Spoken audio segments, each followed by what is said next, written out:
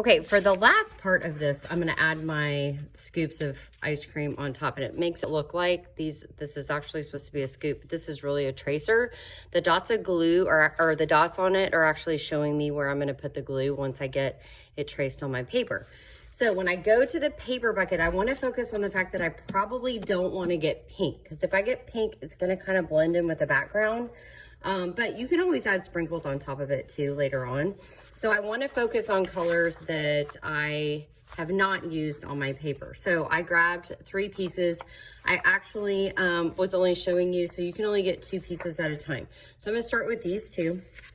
And notice here, I've kept my scraps. So anything that I cut out, I'm actually going to save it. I am not going to put it back in the bucket. And I'm going to use those at the very end to add sprinkles on my cone, or I could use some of it for maybe like a cherry on the top, or whatever I want to use on my ice cream. So I'm going to trace it. I'm going to cut it out. I'm going to put 3 dots of glue.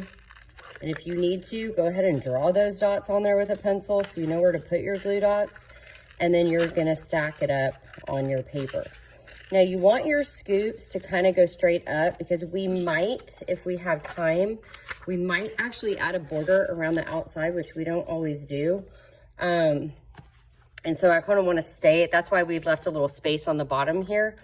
So we want to be kind of aware of that. So I'm going to add 3 dots of glue, glue it down, go to my next color. Okay, I'm going to repeat this until I get about right up here. So you should probably have 3 or 4 scoops of ice cream.